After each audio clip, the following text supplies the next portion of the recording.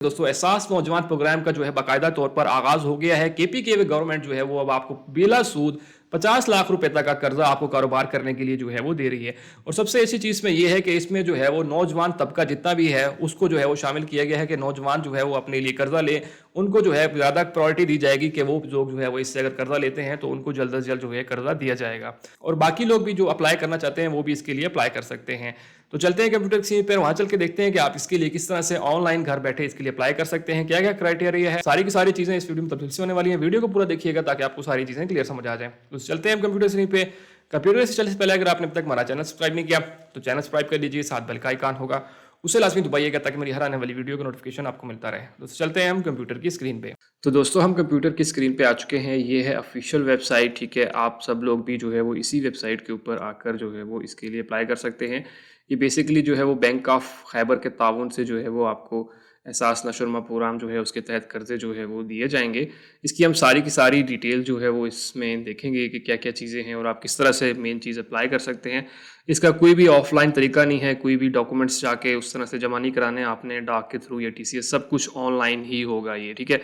आगे जाके हम देखेंगे भी। तो यहाँ पे हम सारी की सारी डिटेल डिस्कस करते हैं। सबसे पहले तो यहाँ पे आपके पास फीचर आ जाता है, तो हम यहाँ पे इनकी डिटेल देख लेते हैं। सबसे पहले ये है कि टारगेट एरिया कौन सा है, मतलब कहाँ कहाँ के लोग जो है ये लोन ले सकते हैं। तो मैं पहले ही आपको बताता चलूँ कि ये जो है वो केपी के क्या है, खैबर पख्तूनख्वा में जितने भी लोग जो मर्ज हैं, डिस्ट्रिक्ट हैं, मतलब पूरा केपी के जितने भी डिस्ट्रिक्ट्स हैं वो सारे के सारे लोग इसमें अप्लाई कर सकते हैं। उसकी टाइप क्या है, डिमांड फाइनेंस है, मतलब आप जितना लोन चाहें इसमें से ले सकते हैं, लेकिन उसकी जो लिमिट है वो 50 लाख रुपए तक कर्जा आप जो है ले सकते हैं। मतलब 10 लाख रुपए से लेके आप 50 लाख रुपए तक का कर्जा इनसे जो है वो ले सकते हैं, लेकिन डिपेंड करता है कि आप जो है कौन सा बिजनेस करना चाह रहे हैं। वापस कितने अरसे में करना है, तो यहाँ पे आपने जो है 8 साल के अरसे में जो है आपने वापस करना है, लेकिन आपको जो है ग्रेस पीरियड 20 मंथ का ऊपर भी दिया जाता है, ठीक है। तो लेकिन ओवरऑल आपने 8 साल के अंदर वापस करना होता है। अगर आप फिर भी आपका कुछ लोन जो है वो रह जाए तो 20 मंथ आपको ऊपर दिए जाते हैं। डिपेंड करता है सिचुएशन के हिसाब से, वो गवर्नमेंट डिसाइड करेगी कि आपको दिए जाने चाहिए या नहीं। मार्कअप इसमें कोई सी तरह का भी नहीं है, जीरो मार्कअप है, मतलब आप जितने पैसे लेंगे उतने ही आपने वापस करने पड़ेंगे। तो ये एक अच्छी आपके पास लोन ऑप्शन है कि आप इनसे कर्जा लेके जितना आपने लिया होगा उतना ही वापस करना पड़ेगा। उसके बाद लीगल स्टेटस क्या है, इंपॉर्टेंट चीज़ है। यहाँ पे आपको मैं बताता चलूँ कि एक अकेला बंदा जो है वो यहाँ से लोन नहीं ले सकता। यहाँ पे कम से कम आप 3 से 5 लोग इकट्ठे मिलकर जो है वो लोन के लिए अप्लाई कर सकते हैं, ठीक है। तो ये एक लाजमी चीज़ है। डेबिट इक्विटी रेशो जो है वो 90-10 होनी चाहिए, मतलब आप 90% कमा रहे हो, 10% आपने जो है वो किस्तें वापस करनी होंगी, ठीक है। सिक्योरिटी रिक्वायरमेंट्स इनकी बहुत ही थोड़ी सी हैं, इतनी कोई सिक्योरिटी रिक्वायरमेंट्स इनकी नहीं है कि पर्सनल गारंटी चाहिए होगी। जो भी लोग अप्लाई कर रहे होंगे, कॉर्पोरेट गारंटी, मतलब जो भी बिजनेस आप करेंगे, बस ये 2 गारंटियाँ आपको जो है वो चाहिए होंगी। तो ये एक अच्छी चीज़ है कि इन्होंने बहुत ही कम यहाँ पे चीज़ें रखी हैं। अब आप जो है वो किस जगह पे जो है वो कि कौन सा कारोबार ज़्यादा अच्छे से कर सकते हैं, तो इन्होंने कुछ आइडियाज़ दी हैं कि अगर इनमें आप कारोबार करते हैं तो देन आपके चांसेस ज़्यादा हो जाते हैं। सबसे पहले तो एजुकेशन सेक्टर में, मिसाल के तौर पर आपको स्कूल वगैरह खोलना चाहते हैं, उसके लिए ले सकते हैं। टेक्नोलॉजी वगैरह में आ जाते हैं, हेल्थ केयर में आ जाते हैं, एग्रीकल्चर करना चाहते हैं, स्किन केयर का करना चाहते हैं, media, photography, entertainment, tourism, होटलिंग, restaurants वगैरह, और ग्रीन एनर्जी बिजनेस जैसे कि सोलर पैनल वगैरह के। इसी तरह और भी सारे स्केल के तकरीबन इसमें सारे बिजनेस आ जाते हैं। आप जो भी करना चाहें आप इनसे वो कर सकते हैं। लेकिन यहाँ पे आपको एक इंपॉर्टेंट चीज़ बताते चलूँ कि कुछ लोग जो है वो अपनी फिजिबिलिटी रिपोर्ट जो है वो नहीं बताते हैं।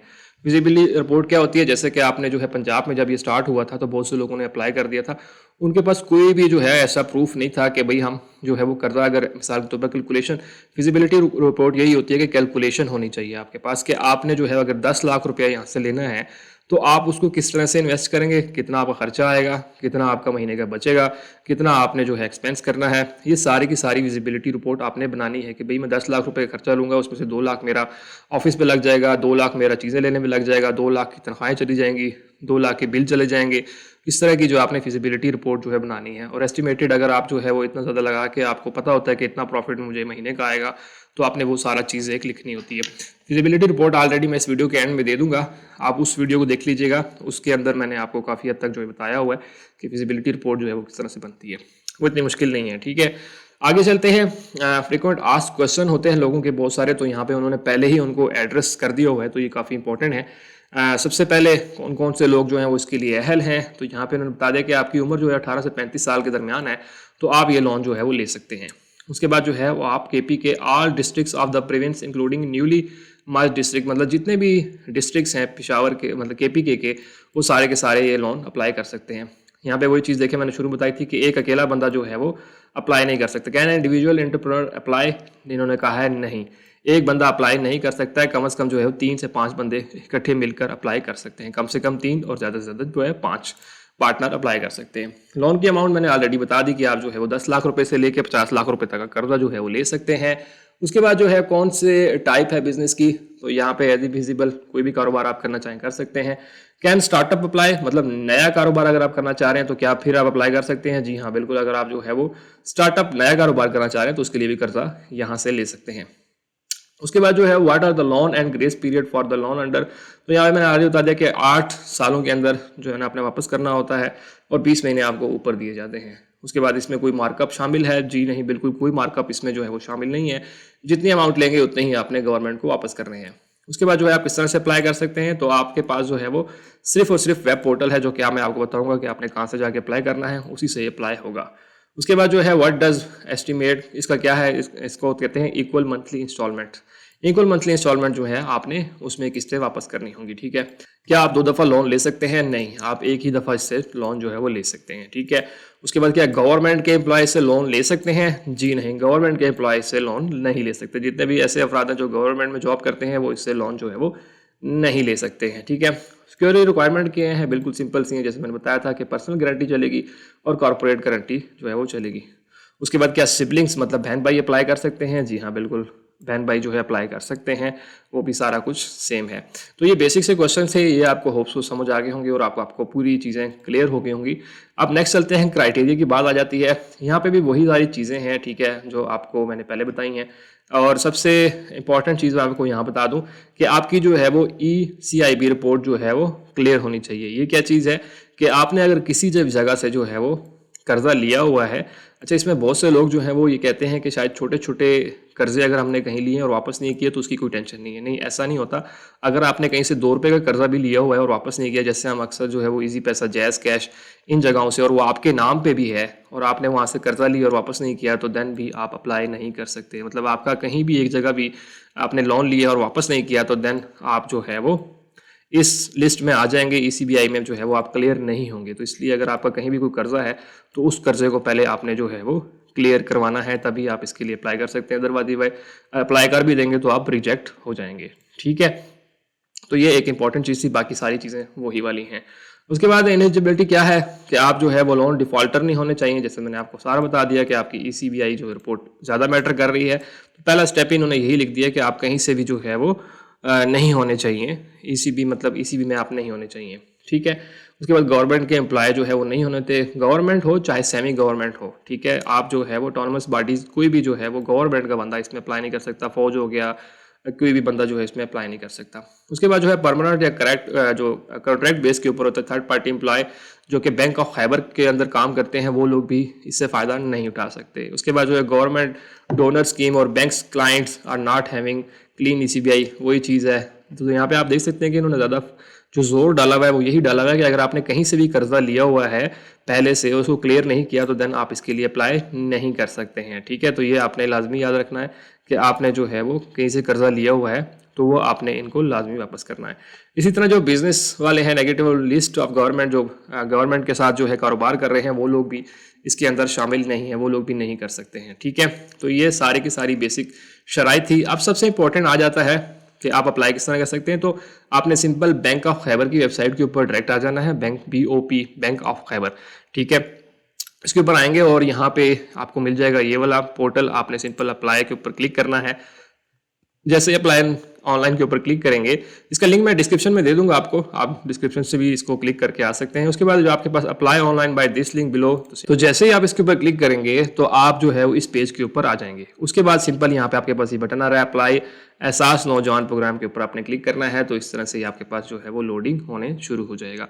अच्छा, मेरे पास जो है वो अब ज़ाहिर बात है CNIC पंजाब का है, तो मैं यहाँ पे एंटर नहीं कर सकता हूँ, ठीक है? इसमें मज़ीद आगे स्टेप्स जो है वो नहीं जाएँगे। तो सिंपल सी चीज़ें हैं, जो इन्होंने चीज़ें माँगी हैं, आपने सिंपल स्टेप बाय स्टेप वो चलते जाना है, कोई इतना मुश्किल नहीं है। सबसे पहले आपने बिज़नेस नेम जो भी आपने नाम रखना है, या ऑलरेडी अगर कोई कारोबार कर रहे हैं तो उसका नाम है, जो भी आप रखना चाह रहे हैं वो आपने सिंपल यहाँ पे देना है। उसके बाद जो है मैनेजिंग पार्टनर कितने हैं, उनके नाम आपने जो है लिखना है, मतलब जो आप 3 पार्टनर हैं तो उनमें से एक मेन पार्टनर कौन-सा होगा, तो वो आपने यहाँ पे उसका नाम लिखना है। उसके बाद CNIC जो मेजर पार्टनर होगा, जो एक होगा, उसका आपने CNIC नंबर देना है, जो इन दोनों की बेस के ऊपर अप्लाई कर रहा है, ठीक है? नंबर ऑफ पार्टिसिपेंट्स कितने हैं, 3 हैं, 4 हैं, 5 हैं, जितने भी हैं आपने वो लिखने हैं। ऐसे ही लिखेंगे, आपके पास जो है ये नेक्स्ट ये वाला पोर्टल आ जाएगा, ठीक है? इस पोर्टल में क्या करना है, यहाँ पे आपने जो वही चीज़ें दे दी थी, अब जो है वो आपके पास पार्टनर 1 की इन्फॉर्मेशन सारी चाहिए होंगी। यहाँ पे नाम देना होगा, इसके बाद फादर नेम देना होगा, डेट ऑफ बर्थ देनी होगी, CNIC नंबर देना होगा। उसके बाद जो है CNIC की इशू डेट आपने यहाँ पे देनी है, एक्सपायरी डेट देनी है, जेंडर क्या है वो लिखेंगे, यहाँ से मोबाइल नंबर आपका क्या है वो लिखेंगे। उसके बाद ईमेल एड्रेस आपने यहाँ पे लिखना है। उसके बाद जो है प्राइमरी चीज़ जो आपके नाम पे होगी उसको येस और नो जो भी है आप वो करेंगे। उसके बाद जो है मैरिटल स्टेटस आपका क्या है, सिंगल है, मैरिड है, डिवोर्स। अच्छा, मैं एक चीज़ यहाँ पे पता चला कि फीमेल जो औरतें हैं वो भी इसके लिए अप्लाई कर सकती हैं, लड़कियाँ भी इसके लिए अप्लाई कर सकती हैं। तो सिर्फ ये ज़रूरी नहीं है कि जो है वो लड़के ही अप्लाई कर सकते हैं, फीमेल भी कर सकती हैं। उसके बाद अगर आप शादीशुदा हैं तो नंबर ऑफ डिपेंडेंट्स, या अगर शादीशुदा नहीं भी हैं तब भी डिपेंडेंट्स आपके ऊपर, आप कितने लोगों को पाल रहे हैं वो यहाँ पे लिखेंगे, ठीक है? उसके बाद क्वालिफिकेशन आपकी क्या है, जो भी आपकी क्वालिफिकेशन है वो यहाँ से सिलेक्ट करेंगे, किस डिस्ट्रिक्ट में रहते हैं वो सिलेक्ट करेंगे, तहसील कौन सी है आपकी वो तहसील सिलेक्ट करेंगे। उसके बाद जो है परमानेंट प्रेजेंट एड्रेस आप यहाँ पे लिखेंगे, परमानेंट एड्रेस ही लिखेंगे। उसके बाद कौन सा डिस्ट्रिक्ट मैंने ऑलरेडी बता दिया वही करेंगे। उसके बाद सबसे आखिर में आपने अपलोड पिक्चर के ऊपर क्लिक करना है, यहाँ से चूज़ पिक्चर के ऊपर करके अपनी CNI अपनी पिक्चर अपलोड करेंगे। यहाँ पे आपने जो शनाख्ती कार्ड की पिक्चर अपलोड करनी है, यहाँ पे शनाख्ती कार्ड की बैक साइड की पिक्चर अपलोड करनी है। सेव पार्टनर के ऊपर क्लिक करेंगे तो ये सेव हो जाएगा। इसी तरह आपने, क्योंकि 3 पार्टनर के थे तो तीनों का यहाँ पे इसी तरह सेम डेटा लिया जाएगा।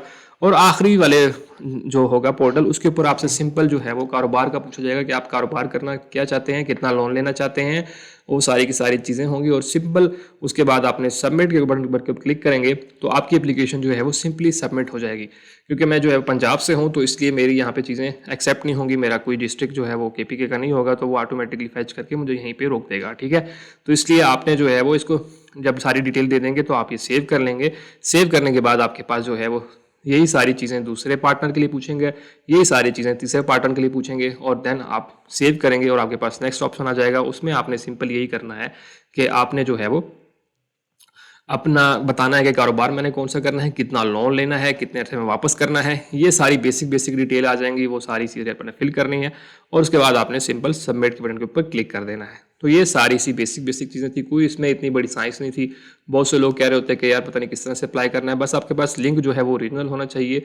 ये आपके पास जो है वो लिंक है जैसे मैंने बताया, तो इसी तरह ही आपके पास ये अप्लाई होगा। दोस्तों ये वो सारी डिटेल थी कि आप किस तरह से जो है वो एहसास नौजवान प्रोग्राम में अप्लाई कर सकते हैं। होप सो आपको सारी चीज़ें क्लियर समझ आ गई होंगी, लेकिन इस चीज़ का आपने खास ख्याल रखना है कि ये KPK के लोगों के लिए है, ये पूरे पाकिस्तान के लिए जो है नहीं। अगर आपको जो डोमिसाइल या शनाख्ती कार्ड जो है वो KPK का है तो तब आप जो है वो इसके लिए अप्लाई कर सकते हैं। होप सो आपको सारी चीज़ें क्लियर समझ आ गई होंगी। अगर आपका फिर भी कोई क्वेश्चन हो तो मुझे कमेंट सेक्शन में लाजमी बताइएगा। सबसे इंपॉर्टेंट ये है कि दूसरे दोस्तों तक वीडियो लाजमी शेयर कीजिए ताकि बाकी लोग भी इसी से फायदा उठा सकें। और सबसे आखिर में, अगर आपने अब तक हमारा चैनल सब्सक्राइब नहीं किया तो चैनल सब्सक्राइब कर लीजिए, साथ बेल का आइकॉन होगा उससे लाजमी दबाइएगा ताकि मेरी हर आने वाली वीडियो का नोटिफिकेशन आपको मिलता रहे। दोस्तों मिलते हैं इसी तरह की अगली वीडियो में, तब तक के लिए मुझे याद दीजिए। अल्लाह हाफिज़।